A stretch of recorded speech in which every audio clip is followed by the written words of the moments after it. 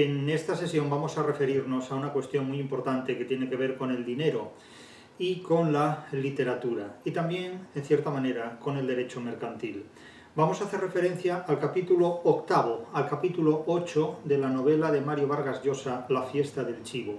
Este es un capítulo enormemente importante para cualquier persona que pueda tener interés en la economía, en el derecho internacional, público y privado, y también en el derecho mercantil.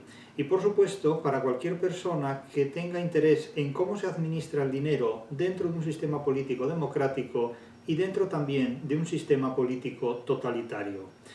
Notaremos cuando leamos este capítulo que el dinero no tiene patria, el dinero no tiene nación, el dinero no tiene país. El dinero puede tener cara y cruz, y puede tener la cara de los gobernantes, nótese la silepsis o dilogía, y tiene también la cruz de los trabajadores, que no siempre son los que reciben los beneficios del dinero. Pero lo que sí está muy claro es que el dinero no tiene patria, aunque la moneda la acuñe un Estado. Hoy día incluso ya hay monedas que no acuñan los Estados, sino confederaciones de Estados o simplemente un mercado global. En el caso del capítulo 8 de La fiesta del chivo, el lector se encuentra con un diálogo entre el sátrapa, reconstruido literariamente, ficticiamente, Rafael Leónidas Trujillo Molina, y uno de sus ministros, un ministro que fue de finanzas y que servía en muchos aspectos a cualquiera de los intereses que pretendiera ese sátrapa, recreado en la literatura. Cuando hablamos de literatura hay que distinguir la literatura de la historia. Ya sabemos que la literatura puede permitirse libertades que son incompatibles con la historia. Las obras literarias pueden permitirse libertades que la historia de ninguna manera puede permitirse.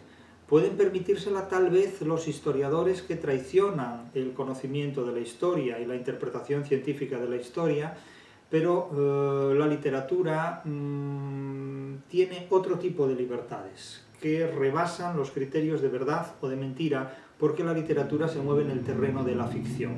Quien no comprende lo que es la ficción no comprende lo que es la literatura.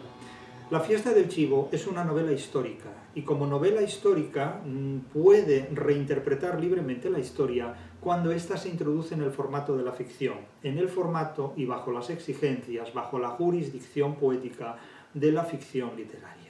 Insisto que en este capítulo, que es enormemente teatral, es un capítulo que se puede teatralizar muy fácilmente y sobre todo se puede filmar muy fácilmente, porque yo estoy absolutamente seguro de que Mario Vargas Llosa, cuando escribe esta novela, piensa sobre todo en las posibilidades cinematográficas que él, como autor de obras literarias o pseudoliterarias, pero sobre todo como autor de guiones, estos guiones pueden dar lugar, cinematográficamente hablando, a una gran producción económica y financiera.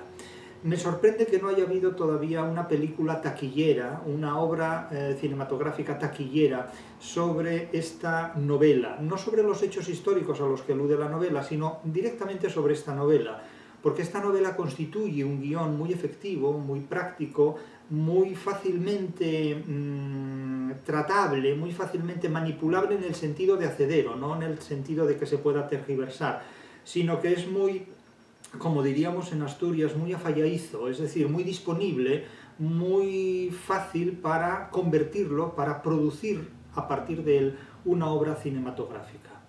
Estoy absolutamente convencido de que Mario Vargas Llosa, cuando escribió muchas de sus novelas, pensó en el cine no tanto como medio artístico, sino cuanto como medio de producción financiera, como una finalidad crematística. Aquí tenemos un diálogo entre dos personas, tenemos a dos personajes, por así decirlo, porque tenemos que centrarnos en la literatura, no en la historia. Estos personajes son el sátrapa Trujillo, como he dicho hace un momento, y uno de sus ministros, que es Enrique Chirinos, más conocido como Henry Chirinos, que fue, en este contexto del capítulo que aquí nos ocupa, ministro de Finanzas y también íntimo amigo e íntimo enemigo de un personaje completamente ficticio que es Agustín Cabral. Agustín Cabral es un personaje que colabora estrechísimamente con el dictador Trujillo dentro de la ficción, porque no hay propiamente hablando un personaje histórico que se corresponda, que sea trasunto de Agustín Cabral, que se corresponda con Agustín Cabral. No hay que confundirlo con Manuel Cabral. Manuel Cabral, que fue diplomático y trabajó políticamente hablando al servicio de Trujillo, hasta el año 59, cuando el régimen de Trujillo empieza a caer antipático a la Organización de Estados Americanos y a los Estados Unidos, y Manuel del Cabral, poeta y político al servicio del trujillismo, se distancia y desaparece. Pero en principio no cabría establecer una relación de analogía y una relación sintética entre Agustín Cabral y Manuel del Cabral, más allá de un apellido cuya concomitancia no compromete al personaje ficticio con el poeta real, en principio. Como digo, este capítulo tiene como tema las finanzas de un régimen totalitario, de un régimen políticamente hablando identificable al completo con una satrapía que cae en desgracia desde el punto de vista del comercio internacional, del derecho mercantil internacional, porque se le priva de derechos mercantiles. Es decir, que el régimen de Trujillo en un momento dado está sometido a un embargo internacional, está sometido a una especie de confinamiento internacional. No se mantienen relaciones comerciales con ese régimen político. ¿Por qué? Pues porque Trujillo está detrás, junto con el torturador oficial de República Dominicana, Johnny Aves García, de un atentado frustrado contra el presidente de Venezuela, Betancourt, Rómulo Betancourt, y esto supone que la Organización de Estados Americanos y Estados Unidos de alguna manera bloqueen, confinen comercialmente, rompan relaciones comerciales y también diplomáticas con la República Dominicana de Trujillo, a fin de mostrar su clara oposición y su abierto descontento con ese régimen trujillista. Al mismo tiempo, la Iglesia Católica también muestra su aversión hacia el régimen de Trujillo a través de la figura de dos obispos, uno de nacionalidad española, otro de nacionalidad estadounidense, y de esta manera, políticamente y religiosamente también, el régimen entra en estado de jaque, en estado de alerta, porque hay una oposición internacional clarísima. Pero donde verdaderamente le duele al régimen esta oposición es en el contexto mercantil, en el contexto del mercado. De tal manera que en los siglos XX y sobre todo XXI, el mercado casi es el terreno de juego de las guerras. Las guerras bélicas no han desaparecido completamente, pero sobre todo se libran en el terreno mercantil, se libran en el terreno del derecho mercantil, hasta tal punto de que un país sometido a un bloqueo económico, a un confinamiento económico, a una derogación de derechos y de actividades mercantiles, donde el derecho internacional público y privado, el derecho mercantil en términos amplios, queda completamente derogado, cancelado, censurado, pone en riesgo la supervivencia del régimen. Tiene aquí Trujillo una reunión con este Chirinos, con este ministro, con este responsable de los asuntos económicos, de la hacienda del Estado, donde queda de manifiesto la debilidad del régimen ante la presión económica que recibe del exterior, y donde quedan también puestos de manifiesto muchos asuntos, casi todos ellos delictivos, en relación con la intervención y la presencia del dictador y de la familia del dictador en los asuntos económicos del país. Todas las empresas del país, prácticamente, de República Dominicana, según la novela, ya digo que no insisto en esta serie de vídeos que dedico a esta novela, no me refiero a la historia, me refiero a la literatura contenida en la novela, o a la fabulación, cuando incluso hay determinados capítulos de esta novela que a mi juicio ni siquiera son literarios. Pero no examino la historia de la República Dominicana, examino la ficción literaria o simplemente la ficción contenida en esta novela de Vargas Llosa. Lo que haya ocurrido en la realidad es objeto de los historiadores. Yo soy un intérprete de la literatura, no un intérprete de la historia. Son cosas completamente diferentes. Y aquí queda claro que el sátrapa, el dictador, es el dueño económico de la República Dominicana. Y las empresas del país son empresas que reportan beneficios al dictador y a la familia del dictador. Aquí nos encontramos con un retrato del dictador, con un retrato de Trujillo, que se comporta como un auténtico avaro, incluso limitando ese dinero a los propios miembros de su familia, que de alguna forma también se lo disputan. La mujer de Trujillo, la madre de los hijos de Trujillo, trata de atesorar el mayor dinero posible, la mayor cantidad posible de dinero, temiendo una caída del régimen y que haya que huir a algún extranjero, a alguna parte del extranjero, y de alguna forma pretende acaparar para sí todo el dinero, incluso arrebatándoselo a sus propios hijos. Lo mismo hacen los hijos de Trujillo en esta novela, y lo mismo hace el propio dictador, quien se niega a abandonar, a pesar de las presiones recibidas, se niega a abandonar República Dominicana y reiteradamente confiesa que no va a salir de República Dominicana, que tendrán que matarlo con las botas puestas. De hecho, así ocurre, porque lo que ignora Trujillo es que el mismo día que tiene esta reunión, hablo de la literatura, el mismo día que tiene esta reunión con su ministro Henry Chirinos, ese mismo día, unas horas después, lo van a matar. Es decir, no llega a dormir esa noche. Ya lo matan antes de que se acueste. De tal forma que todos estos temores, todas estas prolepsis acerca del hundimiento del régimen no son exageradas y no son equivocadas, porque el régimen se va a hundir a partir de las próximas horas, cuando el atentado se lleve a cabo, cuando el magnicidio se lleve a cabo y el coche en el que viajan Trujillo y su conductor, su edecán, su chofer, sea ametrallado. Este personaje, Henry Chirinos, tiene dos motes puestos por el propio dictador, que desprecia totalmente a sus colaboradores. Lo llama, en unos contextos, constitucionalista beodo, por su afición al alcohol, y en otros contextos, inmundicia viviente, por su aspecto sucio, degenerado y abandonado, que tropieza, choca dialécticamente con los hábitos tan impolutos del sátrapa Trujillo.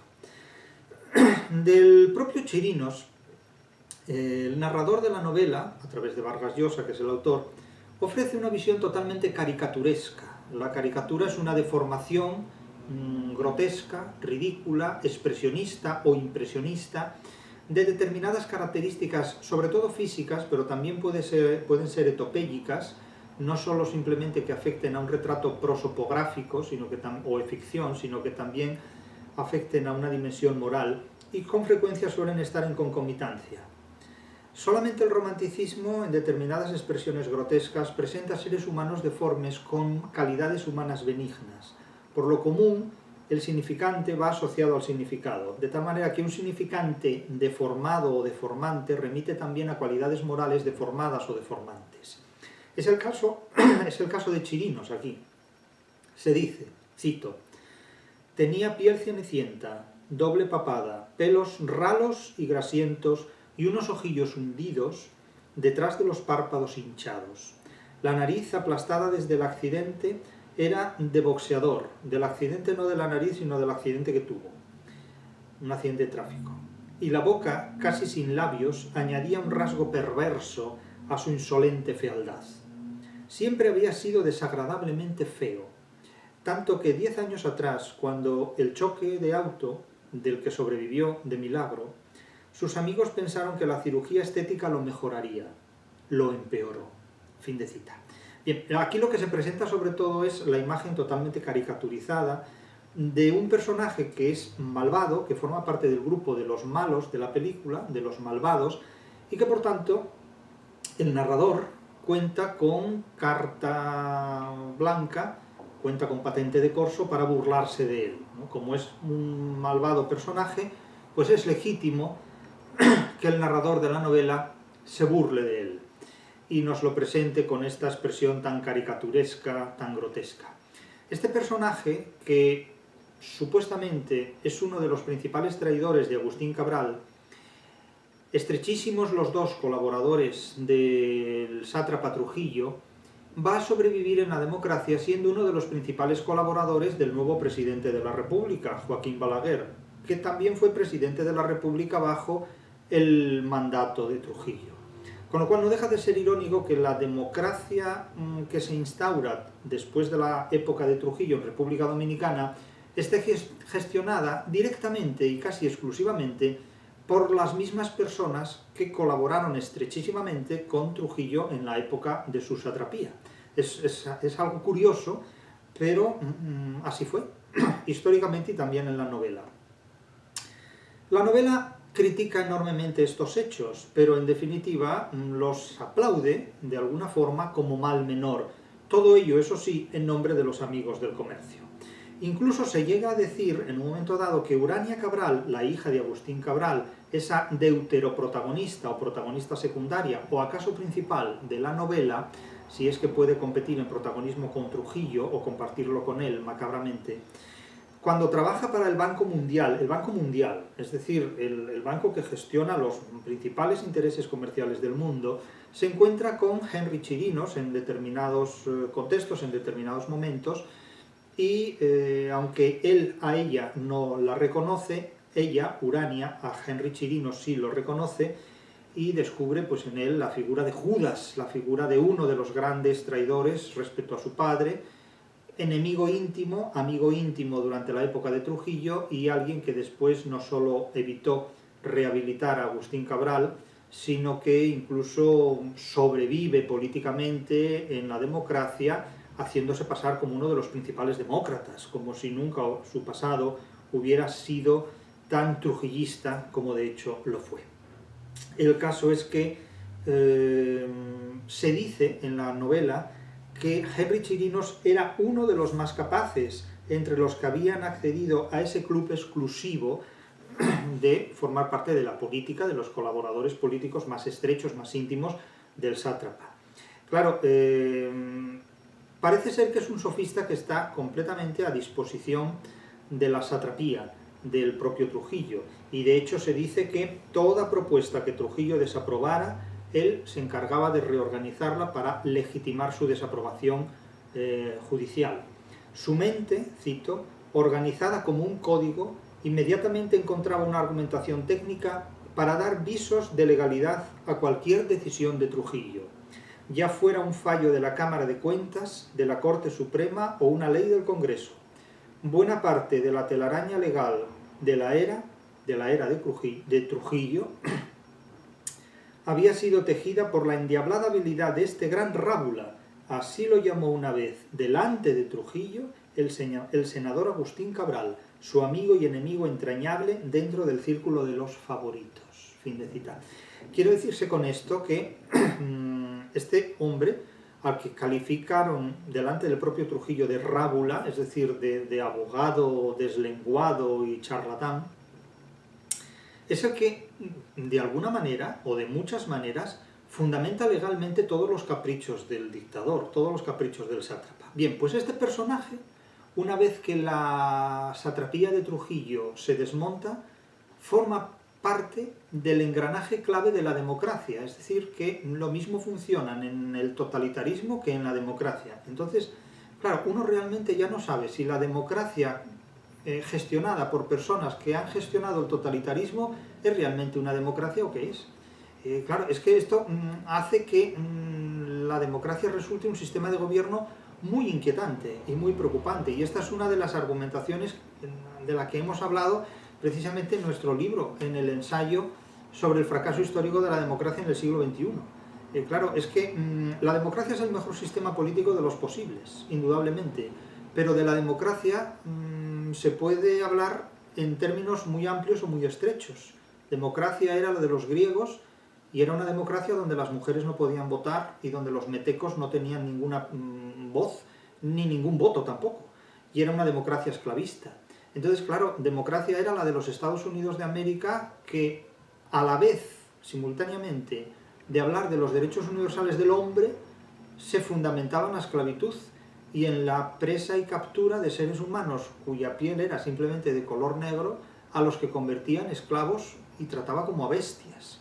Es decir, que el trato que Estados Unidos dio a los seres humanos a los que iba a capturar a África era un trato equivalente al que recibían los prisioneros de un campo de exterminio nazi, sometidos a una esclavitud extenuante. Y eso se llamaba democracia. Eso se llama democracia. Históricamente se llama democracia. Y es una democracia que sería absolutamente incompatible con cualquier régimen político occidental reconocido hoy como tal democracia. Entonces, claro, en la democracia caben muchos comportamientos políticos. Y el concepto que hoy se tiene de democracia es un concepto eminentemente protestante, casi exclusivamente protestante e ilustrado, que ha formateado totalmente la idea de democracia del siglo XXI, posmodernizada toda ella. Entonces, la democracia puede ser la representación o la elección directa de un presidente de república o de gobierno, pero también puede ser un sistema donde los ciudadanos o los votantes elijan solamente a los parlamentarios, a los diputados, pero no al presidente de su gobierno, y un sistema de gobierno donde también la jefatura del Estado se herede vitaliciamente por parte de una familia. Entonces, claro, la democracia admite combinaciones muy extrañas, admite combinaciones y articulaciones políticamente muy extrañas, porque parece que democracia es cualquier cosa que reciba el nombre de democracia. Democrática era la República Democrática Alemana, extinta República Democrática Alemana, la llamada Alemania Oriental, que se disuelve como tal en 1990 con la caída del muro de Berlín, y de democracia tenía realmente muy poco, si es que exigimos aquella forma de gobierno los criterios que las democracias occidentales requieren para recibir esta denominación de democracia. Entonces, claro, cuando hablamos de democracia es necesario determinar muy específicamente qué consiste la democracia de la que hablamos, porque si no podemos disponer que un totalitarismo parecido a una democracia reciba este nombre, cuando en realidad la democracia no tiene más que la nomenclatura y funciona como un totalitarismo. Ya hemos dicho muchas veces que cuando la democracia funciona como un totalitarismo, quizás es porque se trata de un totalitarismo que finge ser una democracia. Entonces, claro, esta es la gran asignatura pendiente a la que políticamente hablando se enfrenta el siglo XXI. ¿Y cuáles son las finanzas de la democracia? ¿Cuáles son las finanzas del totalitarismo? Porque si leemos este capítulo descubrimos cosas verdaderamente inquietantes. Tan inquietantes como que las democracias occidentales son, de alguna manera, la caja fuerte de las finanzas de los totalitarismos, que si por un lado se les cierra la puerta comercial, se les derogan los derechos mercantiles, por otro lado se acepta la fuga de capitales por parte de los totalitarismos respecto a miembros de las familias gestoras de esos regímenes que puedan encontrar asilo político en países democráticos y occidentales o no tan democráticos. Ocurrió en el caso de la dictadura franquista, donde se alojan y donde encuentran asilo los hijos de Trujillo. Esto es un dato histórico, no solo simplemente novelesco, de forma que hay siempre una complicidad que no está registrada en las leyes, pero que funciona o que opera en el derecho internacional público y en el derecho internacional privado, aunque opere entre bastidores. Claro, es una cosa realmente sorprendente. El propio dictador Trujillo reconoce que esa bola de grasa y alcohol, refiriéndose a Henry Chirinos, era insustituible a la hora de gestionar los negocios de su familia y los negocios del Estado, que eran prácticamente los mismos, porque la familia Trujillo se había apropiado de todas las empresas públicas para utilizarlas en su servicio y al servicio de los intereses del país, en tanto que los intereses del país fueran los suyos. Es una cosa muy, muy curiosa, ¿no? Todas las empresas del país son un hipónimo del hiperónimo Trujillo. Era una cosa curiosa. Entonces le pregunta, ¿cómo van los asuntos? ¿Cómo van los asuntos? Asuntos económicos, se entiende, a través del ceugma, asuntos económicos donde los económicos están eludidos. Muy mal, jefe, le dice el senador Chirinos. Tomó aire. A este paso pronto entrarán en estado agónico las empresas. Siento decírselo, pero usted no me paga para que lo engañe. No le paga para que lo engañen, pero lo engañan igual. O sea, es que si hay algo de lo que un mandatario no pueda librarse, es del tercer mundo semántico que lo rodea. Pero muchos mandatarios mueren ignorando los engaños de los que son víctima. O sea, creen disponer de mucha información y sin embargo carecen a veces de la información más importante. Esa es la gran derrota que conduce al fracaso a muchos regímenes políticos, sobre todo totalitarios. Si no se levantan pronto las sanciones, advierte, se viene una catástrofe. Claro, y aquí se detalla, a lo largo de páginas, se detallan las consecuencias de ese bloqueo económico, de ese bloqueo político. Y advierte, fíjense aquí cómo el contrabando de Estado funciona en los totalitarismos. Fíjense cómo opera el derecho mercantil en un contexto así. Johnny Aves García, el gran torturador, el jefe de los servicios de información militar, de los servicios secretos, se las arregló para que los combustibles lleguen por Haití, cruzando de contrabando la frontera, es decir, el contrabando patrocinado por el propio Estado. El sobreprecio era alto, pero el consumidor no lo pagaba, el régimen absorbía ese subsidio, es decir, el régimen gestionaba el contrabando. El Estado no podría soportar mucho tiempo esa hemorragia. La vida económica, por la restricción de divisas y la parálisis de exportaciones e importaciones, se había estancado. No hay ingresos prácticamente en una sola empresa, jefe, solo egresos. Como estaban en estado floreciente, sobreviven, pero no de manera indefinida. Es decir, que la crisis política es muy aguda y le advierte claramente que la única solución es la corrupción. Dice que a partir de ahora el quebranto significa 300 empresas trabajando a pérdida. Que no lo sufra su bolsillo, le propone el ministro. Si esto sigue así, todas caen en bancarrota. Mi consejo es técnico. La única manera de evitar que su patrimonio se evapore por culpa del cerco económico es transferir las pérdidas al Estado. A nadie le conviene que usted se arruine. Es decir, que lo que le proponen al sátrapa es que las pérdidas las tenga el Estado, pero no su familia. El sátrapa le dice que esto no procede, no es una buena estrategia, porque eso supondría generar revueltas sociales en el país, y su objetivo fundamentalmente es mantener el pan y el circo, de forma que él como sátrapa tenga beneficios, pero que el pueblo no tenga problemas, porque entonces eso provocaría un levantamiento popular y es lo que trata de evitar. Digamos que el levantamiento de las élites Trujillo lo tiene controlado, pero lo que no quiere añadir es al posible levantamiento de las élites el levantamiento popular, el levantamiento del pueblo.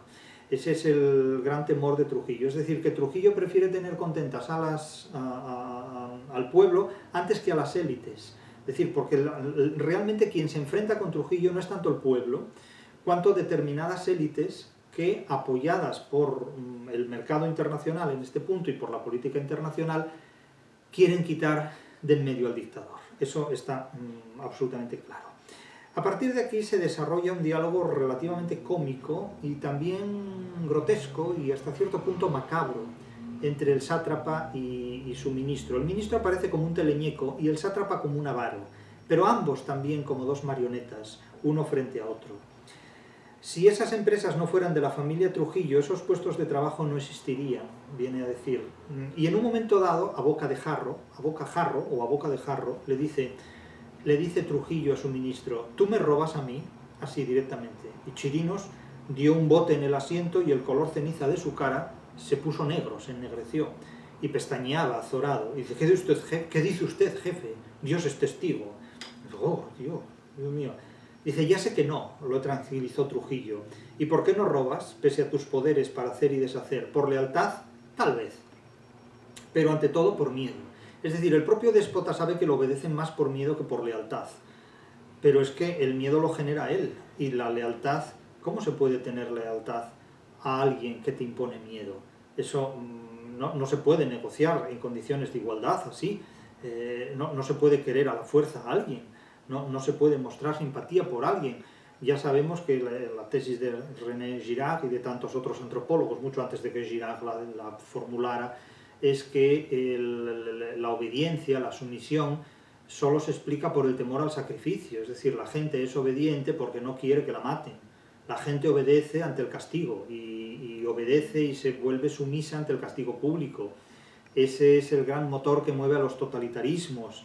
Esa es la simpatía que se profesa a los sátrapas. Ese es el magnetismo que generan los dictadores. Lo llaman carisma, pero en realidad el dictador genera una fuerza emocional por parte de quienes lo obedecen, que se comportan de ese modo para evitar que los sacrifiquen, que los quiten del medio. Entonces obtienen ganancias sometiéndose emocionalmente, intelectualmente, vitalmente, económicamente al jefe.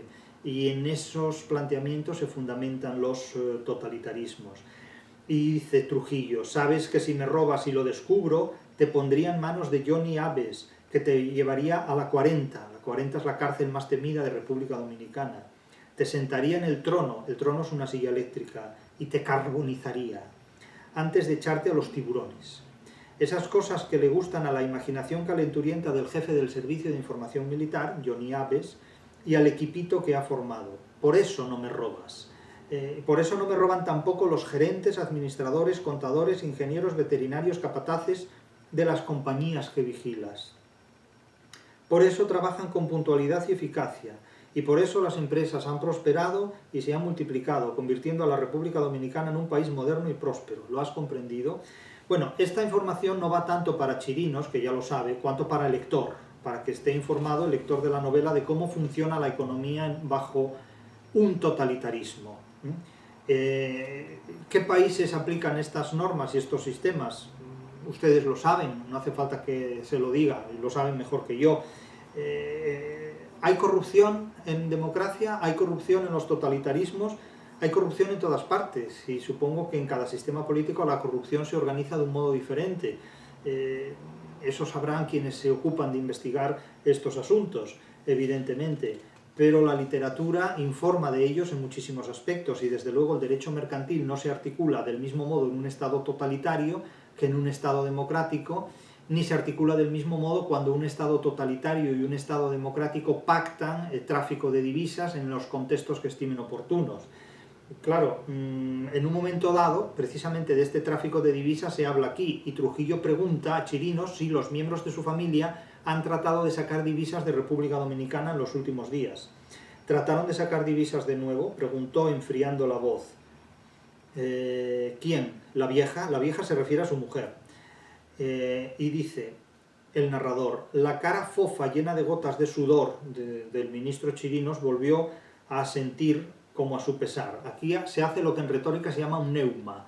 Un neuma consiste en expresar gestualmente un mensaje sin pronunciar palabras. Entonces aquí se objetiva un neuma, ¿no? Lo que en retórica llamaríamos un neuma. Volvió a sentir a su pesar. Y dice, ahora toma la palabra y dice, me llamó aparte anoche durante la velada poética, vaciló y adelgazó la voz hasta casi extinguirla.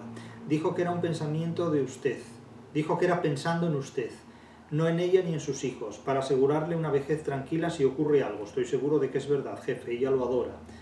Y pregunta a él, ¿qué quería? Otra transferencia a Suiza, Suiza que es un país democrático y que sin embargo en esta novela está presentado como la caja fuerte de los recursos económicos de un totalitarismo. En la novela, en la realidad lo ignoro, yo hablo de la novela. Otra transferencia a Suiza, el senador se atoraba. Solo 1 millón, esta vez, solo 1 millón, nótese el oxímoron, solo 1 millón, una transferencia de 1 millón a Suiza. Y dice el sátrapa Trujillo respecto a su mujer, espero por tu bien que no le dieras el gusto de haberlo hecho. Y dice, no lo he hecho, lo quería hablar con usted y tal y cual. Entonces, claro, a partir de ahora, en un estilo indirecto referido, el narrador revela los pensamientos de la mujer de Trujillo, a la que se la llama la prestante dama. Prestante, fíjense ustedes si era prestante. Prestar no es dar gusto, como se dice en Asturias, sino prestante, alguien que era generosa con el dinero. Fíjense ustedes la generosidad económica que tenía la prestante dama, robando dinero a su marido y al Estado para meterlo en Suiza. También la prestante dama temía que el régimen se desmoronara, porque claro, prueba de que los propios familiares de Trujillo quieren sacar dinero del país y de las cuentas del propio Trujillo, revela ante todo la inseguridad económica que tienen y la inseguridad política en que viven, porque temen que de un momento a otro el régimen pueda hundirse y tengan que vivir en el exilio. No de lo trabajado, pues no trabajan, sino de lo robado al propio país, a los trabajos del país. Así compró, sin que Trujillo se enterara, esa casa en España, luego de la visita oficial que hicieron a Franco en 1954. Nótese, luego el exilio de muchos de los miembros de esta familia va a ser en España, otros en París, inicialmente en París. Quiero decir que París, que también París es la capital de un Estado democrático que exilia en un primer momento a los hijos del déspota, del dictador, porque diríamos, bueno, que se exilien en España, de dictadura a dictadura, tiro porque me toca, pero en Francia, o sea, sorprendente, ¿no? Podríamos subrayar en este punto. Así había ido abriendo y cebando cuentas cifradas en Suiza y en Nueva York, es decir, en Estados Unidos y en Suiza, países de cuya democracia no solo no se puede dudar, sino que se presenta como una democracia modélica, democracias modélicas que en la novela, en la realidad lo ignoro, porque no llevo esas cuentas, pero en la novela se presentan como las cajas fuertes del dinero de los mandatarios totalitaristas, gestores de satrapías, ¿no? Y bueno, y luego aquí califica el capricho de la vieja menopáusica a la que por ser su esposa legítima debía consideración. Madre mía, pues si no le debe consideración, en menudos términos habla de su cónyuge. Él había dado órdenes terminantes de que ningún dominicano, incluida la familia Trujillo, sacara un solo peso del país mientras duraran las sanciones. No iba a permitir esa carrera de ratas tratando de escapar de un barco que en efecto terminaría por hundirse si toda la tripulación, empezando por los oficiales y el capitán, huían. Quiere decirse con esto que él lo que plantea sobre todo es que nadie saque dinero del país porque él está dispuesto a morirse bunkerizado en su territorio, como Hitler en su búnker. Pero los miembros de su familia no piensan como él y tratan de huir con el capital de la familia. Y ya digo, nada menos que ella pidió la transferencia de un millón en divisas para transferirlos de República Dominicana a Suiza. República Dominicana, un país bajo la satrapía, bajo el gobierno totalitario de un dictador, y Suiza, que es un país de ejemplo de democracia. Es curioso cómo hay una colaboración entre dos sistemas políticos antagónicos cuando el dinero está por el medio. Al menos es lo que plantea la novela. Insisto, en lo que históricamente ocurrió, pues yo no lo sé y no compete a mí ni saberlo ni examinarlo. Yo hablo de lo que plantea la novela, de lo que plantea la literatura. Pero es que luego resulta que si esto es lo que pretende hacer la mujer de Trujillo, el hijo de Trujillo aún pretende no solo 1 millón, sino 7 millones. De tal manera que le dice, bueno, aún hay algo más. Y sabe, ¿qué pasa? Su hijo Ramfis. ¿Y qué le pasa? ¿Qué le pasa a mi hijo? Pues que la semana pasada le informé que habíamos conseguido evitar que bloquearan el pago del Joyce de Londres, en este caso Londres, ya no París o Suiza o Nueva York, Londres, por el lote de azúcar vendido en Gran Bretaña y los Países Bajos. Poca cosa, unos 7 millones de dólares, de los cuales 4 corresponden a sus empresas y lo restante a los ingenieros de los Vicini y al Central Romana, al Central Romana o como se quiera llamar esto. Según sus instrucciones pedía al Joyce que transfiriera esas divisas al Banco Central. Esta mañana me indicaron que habían recibido contraorden. ¿De quién? Del general Ramfis, jefe. El general Ramfis es el hijo de Trujillo, que después va a reemplazar a su padre, una vez muerto, en el control, digamos, de la política interior, sobre todo en el control de la represión política que genera la muerte del dictador. Entonces parece ser que el hijo quiere una parte sustancial de ese dinero, al menos 4 millones, pero podría llevarse los 7. Y le dice, telegrafió para que se le envíe el total del adeudado a París, es decir, quiere todo el dinero. Y claro, el dictador, el sátrapa, pregunta que cómo va eso, dice que de ninguna manera, ¿no?, se puede transferir ese dinero porque el Estado lo necesita para perpetuarse él como sátrapa en el poder. Y claro, de alguna manera el narrador revela la vergüenza que tiene el sátrapa, que tiene el dictador, de que la gente ajena a la familia se entere de semejante cosa. Es decir, tiene pudor, tiene vergüenza. Además le dolía que delante de extraños, por más que fueran de confianza, quedaran al desnudo las lacras de su familia. Es decir, verse, digamos, expuesto a esta impudicia, pues le resulta francamente desagradable. Y claro, pone al ministro en un brete porque dice, vamos a ver, es que usted me enfrenta a su mujer y me enfrenta a su hijo mayor, que es mucho más cruel todavía que su mujer, y le dice el padre, le dice el sátrapa a su ministro, llámalo, no temas, no voy a morirme todavía. Esta es una ironía literaria, no va a morirse todavía, dice, le quedan muy pocas horas de vida, porque al anochecer de ese mismo día, en el que pronuncia estas palabras, no voy a morirme todavía, su coche es ametrallado por un grupo de conjurados. Por lo tanto, le quedan horas de vida, pero eso él no lo sabe. Lo sabe el lector de la novela, lo sabe el intérprete de la historia que conoce los hechos. Dice, voy a vivir 10 años más para completar mi obra. Es el tiempo que necesito. Claro, tiene 70 años cuando pronuncia estas palabras. Tú seguirás conmigo hasta el último día, porque feo, borracho y sucio como eres uno de mis mejores colaboradores. Imagínense ustedes que el mejor de los colaboradores sea feo, borracho y sucio. Que sea feo o no es una cosa muy particular, eso no es irrelevante. Que sea borracho y sucio empieza a ser también irrelevante en los tiempos que corren, ¿no? Pero el hecho de que se lo diga a la cara como un insulto, tenga que comérselo, no pase absolutamente nada, convierta la escena en una situación completamente cómica, grotesca y ridícula por una serie de rasgos y con un humor además muy negro, porque está en vilo el futuro del país y de toda una población sometida, insisto, a un sistema de gobierno totalitario y terrible. el propio dictador reconoce que el error de mi vida ha sido mi familia. Eso dice, el error de mi vida ha sido mi familia. Y luego califica que los objetivos de su familia son el trago, los pesos y tirar. Es decir, la gula, la lujuria y la avaricia. El trago es la bebida, los pesos es la avaricia y el tirar es, digamos, la lujuria, es el tirarse a las mujeres, en definitiva, y con una expresión completamente soez, el mantener relaciones sexuales por dinero.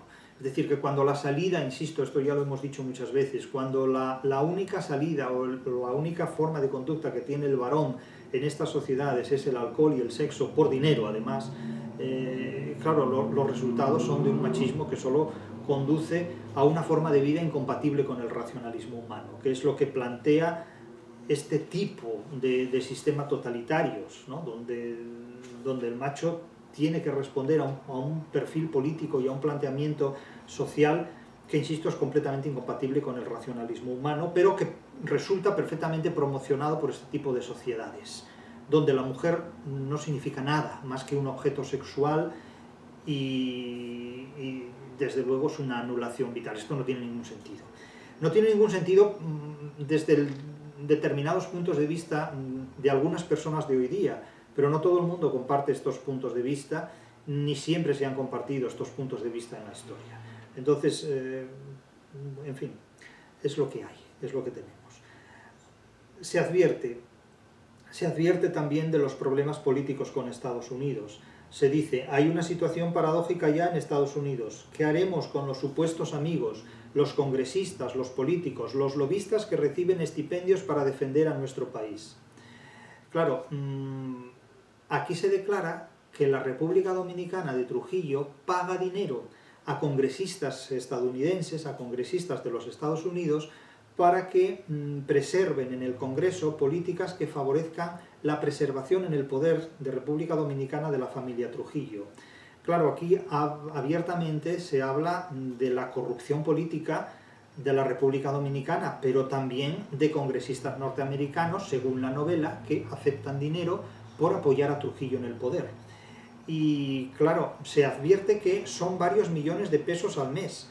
¿Seguirán tan generosos esos gringos incapaces de ayudarnos a levantar las sanciones? Es decir, unas sanguijuelas, dice Trujillo, siempre lo supe, pero también son nuestra única esperanza.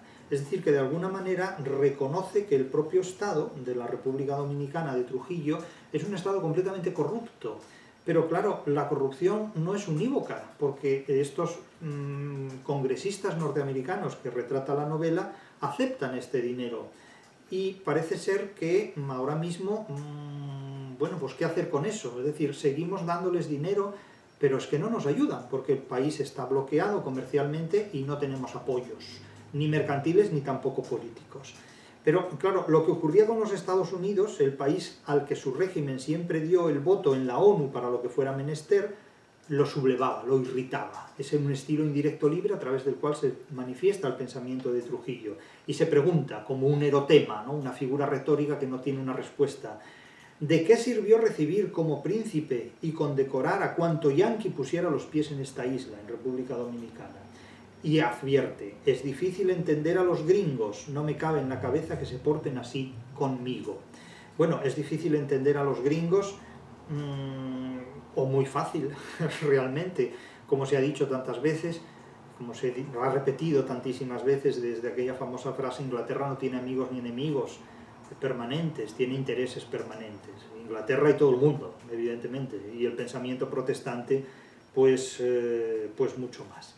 Y luego se debate el conflicto con la Iglesia. Es decir, claro, es que la Iglesia también ha dado la espalda, ¿no?, a República Dominicana. La Iglesia, en consonancia con los amigos del comercio, también ha dado la espalda a República Dominicana. Y se dice, ese conflicto, el conflicto con la Iglesia, hay que suavizarlo. A la Iglesia, con sus 2000 años a cuestas, nadie la ha derrotado todavía. Bueno, esto se escribió en el año 2002. Es posible que a la Iglesia la derrote simplemente la biología, los recursos humanos. No sabemos hasta qué punto, dentro de una generación más, la Iglesia Católica podrá disponer de recursos humanos para mantener operativo su patrimonio, su estructura y su credo, su legado. Eso lo dirá el tiempo, en definitiva. No sabemos si a la Iglesia le queda una generación o dos o menos, pero lo cierto es que en los últimos tiempos hemos visto el cierre de parroquias y hemos visto también la transferencia de colegios que, gestionados por la Iglesia Católica hace apenas una década o dos, ahora lo gestionan otro tipo de empresas. Entonces, eso de que los 2000 años a cuestas nadie la ha derrotado todavía, no se sabe lo que puede ocurrir en el futuro con la Iglesia. No hay imperio sobre el cual no se ponga el sol en algún momento dado. Lo que ocurre a continuación en el capítulo, ya para ir terminando, es que el propio sátrapa, el propio dictador, le pregunta directamente a Chirinos cuánto dinero tiene depositado en el extranjero. Le dice, ¿cuánto dinero tienes? ¿Cuánto dinero me has robado? Le viene a preguntar, ¿no? Y dice, ¿cuánto dinero tienes y en dónde lo tienes escondido? Y el otro confiesa, como un niño al que acaban de descubrir haciendo una travesura, dice, tengo unos $400.000. Confesó rápido y bajando la voz. En dos cuentas separadas, en Panamá, abiertas antes de las sanciones, por supuesto, como quien, oye, yo no he sacado nada de dinero durante el proceso de las sanciones internacionales, ¿no? Y dice el dictador, bah, es una basura, lo amonestó Trujillo. Con los cargos que has tenido hubieras podido ahorrar más. En realidad esto es una condicional mal construida, porque debería decir, con los cargos que has tenido habrías podido ahorrar más. Pero bueno, no vamos a corregir a Vargas Llosa, ¿no? Evidentemente, pero bueno, podríamos corregirlo en muchos aspectos, porque Vargas Llosa escribe con una sintaxis propia del inglés, utiliza presentes continuos a tutiplén y una serie de palabras que no diré yo que las podría usar también los significados de esas palabras la inteligencia artificial, pero escribe con más brillantez y con más recursos literarios Gabriel García Márquez que Mario Vargas Llosa. Pero bueno, eso es una cuestión de estilo que hace que la literatura tenga más o menos valor, o que incluso un texto pierda totalmente su valor literario, que es lo que le ocurre con frecuencia a Vargas Llosa cuando escribe, ¿no? De tal manera que no quiero dejar sin comentar un pasaje que de vez en cuando le viene a la mente del sátrapa, del dictador, cuando recuerda la violación que ese dictador hizo de la niña de 14 años, Urania Cabral, hoy deuteroprotagonista, o casi protagonista o deuteragonista de la novela, cuando dice, mientras se reía, de súbito le volvió el recuerdo de la muchachita asustadiza de la casa de Caoba, testigo incómodo, acusador, que le estropeó el ánimo. Hubiera sido mejor pegarle un tiro. Fíjense lo que hay en la cabeza de este tío, ¿eh? Hubiera sido mejor pegarle un tiro. Lo dice a propósito de una cría de 14 años a la que viola con los dedos, porque su impotencia le permite hacer barrabasadas mayores, si es que hay alguna mayor que esta. Y regalarla a los guardias, que se la rifaran o compartieran. El recuerdo de aquella carita estúpida contemplándolo sufrir le llegaba al alma. Es decir, es un relámpago de su pensamiento. O sea, ustedes fíjense de qué tipo de personaje siniestro hablamos cuando mencionamos a este personaje en la obra literaria, ¿eh? Cuando mencionamos a este personaje en la obra literaria. Y claro, este fulano, este tío, el Trujillo, padece de dos problemas. Uno, la satiriasis, y otro, la enuresis. La enuresis es la incontinencia urinaria porque no le funcionan los esfínteres y se mea por él. Pero bueno, esto es un problema de salud. La satiriasis, no sé si es o no un problema de salud en el caso de Trujillo, pero es un afán de lujuria desmesurada y completamente desequilibrada, es una patología sexual, en definitiva. Entonces es una muy mala combinación, la incontinencia urinaria o enuresis y la satiriasis es una mala combinación. Entonces,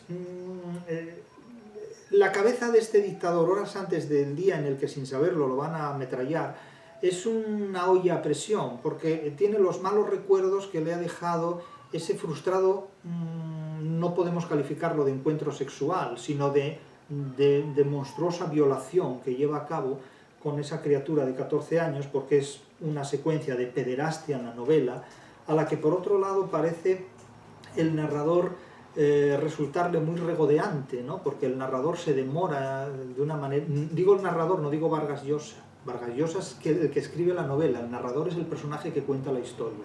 Pero el narrador parece recrearse muy morbosamente con este tipo de relatos que son francamente repugnantes y que se podían elidir, porque como el propio Cervantes dijo de la Celestina, libro muy humano, sino libro divino, y casi podríamos decir demasiado humano, libro divino, si encubriera más lo humano. Libro realmente divino, dijo Cervantes de la Celestina, si encubriera más lo humano. Si un escritor es un tanto cervantino, sabe sortear estas bajezas con un estilo que el propio Vargas Llosa, lejos de evitar, recrea en la figura de sus narradores. Los narradores de Vargas Llosa son muy morbosos cuando se habla de sexo, y parece que les gusta mucho también describir las satiriasis ajenas, como si el propio narrador fuera muy simpático, muy empático con este tipo de costumbres que son bastante desagradables para un hombre mínimamente normal, ya no hablemos ya de otras cuestiones. Entonces se preocupa muchísimo por el dinero que han sacado sus familiares, y de nuevo percibe que se ha meado por él. La incontinencia urinaria le ha jugado una mala pasada en su encuentro con Chirinos, y advierte, ahí estaba, la mancha oscura se extendía por la bragueta del pantalón y cubría un pedazo de la pierna derecha. Debía de ser reciente, estaba aún mojadito. En ese mismo instante la insensible vejiga seguía licuando. No lo sintió, no lo estaba sintiendo. Fíjense cómo usa un presente continuo que tiene más de presente continuo que de perífrasis de aspecto durativo en gerundio, estar más gerundio. Lo sacudió un ramalazo de rabia. Podía dominar a los hombres, poner a 3 millones de dominicanos de rodillas, pero no podía controlar sus esfínteres, es decir, padece una enuresis que no hay manera de gestionar. Hay una serie de reflexiones sobre el dinero. Este es uno de los capítulos de la obra, el capítulo 8, donde más decisivamente se habla de dinero, es decir, que presenta un enorme interés desde el punto de vista literario, no histórico ni financiero, para quienes quieran ver cómo funciona, desde el punto de vista de un narrador literario, el uso del dinero en los totalitarismos en relación con las democracias. Y se advierte, sin dinero no hubiera podido abrirse camino en los comienzos. Bueno, ni él ni nadie, esto es una obviedad, porque había nacido en una familia modestísima de San Cristóbal, y por ello de muchacho tuvo que procurarse de cualquier modo lo indispensable para vestirse con decencia. Luego el dinero le sirvió para ser más eficaz, disipar obstáculos, comprar, halagar o sobornar a la gente necesaria y para castigar a los que obstruían su trabajo. No deja de ser curioso cómo adquiere un concepto de dinero enormemente voluble. Es decir, primero busca dinero para vestir bien y después busca dinero para comprar mediante corrupción todo lo que necesite. Es decir, que no piensa en el dinero para ganarse la vida honradamente y salir adelante, sino que usa el dinero como un instrumento de corrupción. Es decir, tiene el concepto de dinero que tenía Quevedo. Cuando Quevedo en el infierno presenta a los comerciantes como los principales discípulos de Judas, dice que los comerciantes en el infierno están muy alegres, muy contentos y muy felices porque allí comparten espacio con Judas. Y para los mercaderes no hay nada más valioso que entrar en contacto con aquel que ha vendido el producto más valioso de toda la historia del mercado, que es vender a un dios. Es decir, ¿quién puede vender a un dios? El único mercader, según Quevedo, según Francisco de Quevedo, que ha vendido el producto más valioso del mercado. El producto más valioso del mercado no es ni un Porsche, ni un Jaguar, ni un palacio, es Dios, es vender a Dios. ¿Quién ha podido vender a Dios? El único que ha podido vender a Dios ha sido Judas. Y por lo tanto los mercaderes entran en éxtasis cuando están en contacto con Judas, porque se supone que Judas es quien puede darles las mejores lecciones sobre, digamos, no diré derecho mercantil, pero sí sobre finanzas y sobre comercio, en definitiva, porque ¿qué mejor comerciante es aquel que puede vender a un dios? En definitiva, esa es la actitud que adopta Quevedo, y naturalmente Quevedo, que es un gran enemigo de todo lo que tenga que ver con las actividades comerciales, es un antisemita feroz y terrible al identificar el semitismo con el comercio, pues es muy duro en estos términos y utiliza precisamente estas imágenes tan crudas, tan crueles. Pero nótese que el propio Trujillo es un gestor del comercio en tanto que utiliza el dinero para corromper, no para generar riqueza. ni para socializar esa riqueza, sino simplemente para utilizarla en un sentido único, exclusivo, excluyente y completamente corrupto. Es decir, para castigar a los que obstruían su trabajo, para sobornar a la gente necesaria, para comprar o halagar en el peor sentido de los posibles. Y solo soñaba en atesorar. El dinero le gustaba no tanto para, insisto, atesorarlo, sino también para repartirlo corruptamente. En definitiva, es decir, por un lado le gustaba atesorar el dinero, pero por otro lado le gustaba repartirlo con fines corruptos, no precisamente benignos, y de hecho se describe cómo hace grandes regalos al pueblo, sobre todo al pueblo, no tanto a las élites cuanto sí al pueblo. Él trata de mantener contento al pueblo y castiga más, el régimen de Trujillo castigaba más a las élites porque eran las que más temía que al pueblo lo domesticaba muy fácilmente, de hecho le repartía caramelos. Lo dice claramente, le regalaba chocolates, juguetes, caramelos, frutas, vestidos, pantalones, zapatos, pulseras.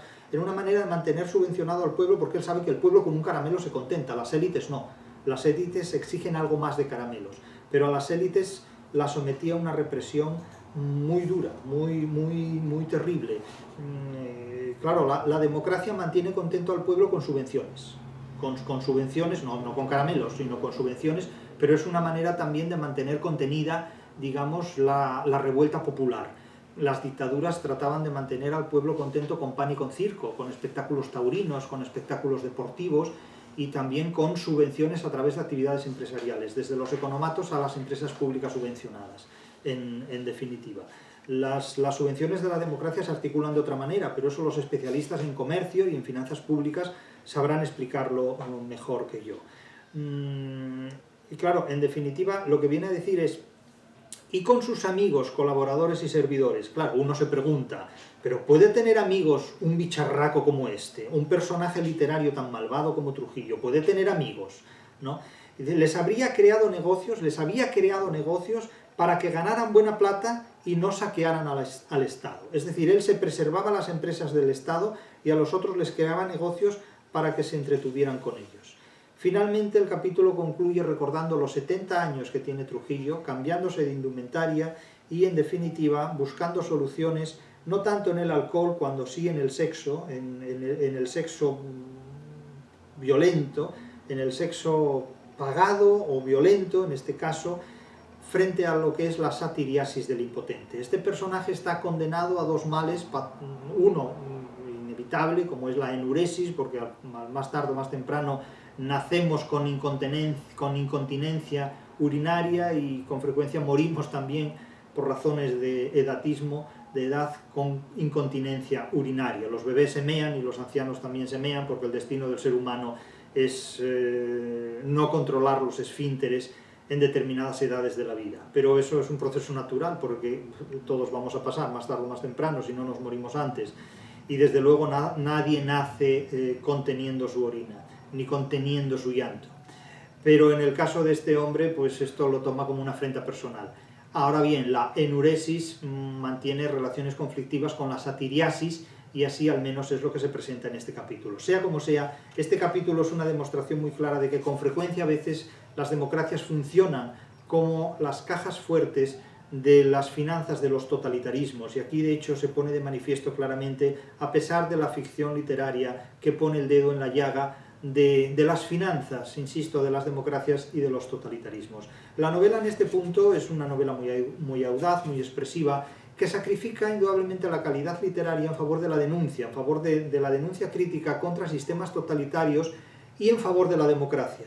Pero incurre en la contradicción, que por otro lado la delata públicamente en su mensaje digno de tener en cuenta, incurre en la contradicción de que olvida algo importante, y es que las democracias que presenta esta novela, La fiesta del chivo, las democracias que presenta como referentes políticos son cómplices financieros de los totalitarismos, porque si por un lado confinan mercantilmente a un país, por otro lado aceptan las divisas que la familia del dictador saca del país para enriquecer el dinero de esas democracias que como relicarios reciben las divisas, no diré como contrabando, porque no es así, pero legalizan un tráfico de divisas que en otros contextos resultaría muy discutible. Esa es la gran asignatura pendiente de un comercio sin fronteras, o quizás una más de sus actividades públicas. Pero eso ya es algo que rebasa los límites de la literatura y por tanto rebasa los límites de mis posibilidades interpretativas.